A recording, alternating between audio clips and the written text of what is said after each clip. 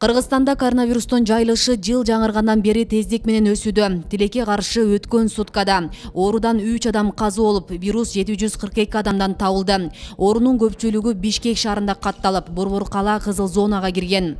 Пандемия башталгандан бери коронавирустук инфекциясынын 3 жолку эпидемиологиялык жогорулоосу болду. Бул 2020 жылдын июль жана ноябрь айларында, 2021 жылдын июль айында коронавирустун 3-чү толкунун байкаганбыз. Оорунун жогорку өсүшүн байкап жатабыз. Бул 4-чү толкундун башталышынан кабар берет.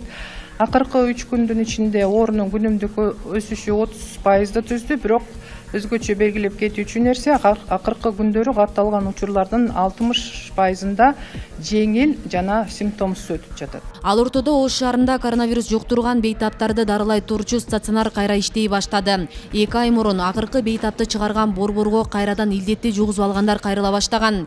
Ушул тапта мында 16 бейтап дарыланууда. Алардын ичинен 3 адамдын абалы оор экени айтылды. Стационарды ачканыбызга 4 күн болуп калды.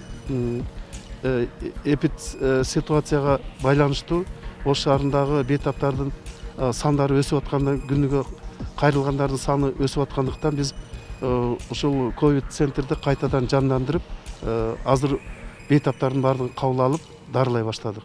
Оор абалда алардын баягы сопутствующий оорулары бар. Ошолор сопутствующий неме бар үчүн акыбалдары оор.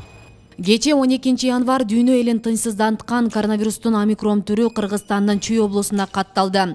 Адистер таа вирусунун бул түрү өтө тездик менен жайларын белгилешүүдө. Андыктан илдетти алдын алуудагы бардык санитардык талаптарды сактоого чакырышат. Бул омикрон вирусу азыр өзүнүн аябай тез жуккандыгы менен айырмаланат. Бунун мурдагы коронавирус илдетинен айырмачылыгы анда адам жытты жана даамды сезе берет экен.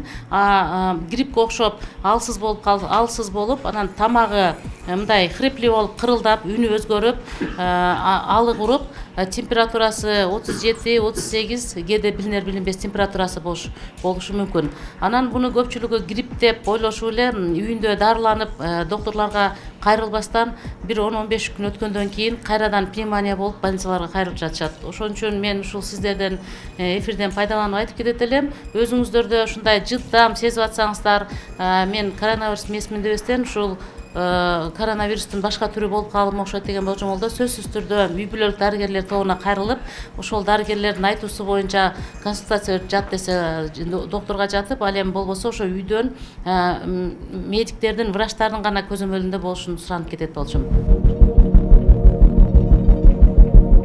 Дүйнөдө коронавирус илдети аныкталгандан тарта бул оорудан 5 миллиондон ашык адам каза болду. Ал эми Кыргызстанда оору 2826 адамдын өмүрүн алды. Таажы вирусуна каршы туруу үчүн бир катар мамлекеттерде вакцинациялоо иши токтоосуз жүргүзүлүүдө. Бирок Дүйнөлүк саламаттыкты сактоо уюму омикрон штаммы азыркы вакцинаны тоготпой коюшу ыктымал экенин белгилеген. Асель Сыдыкова, Илимбек Турсунбай уулу, Регион телеканалы, Ош шаары.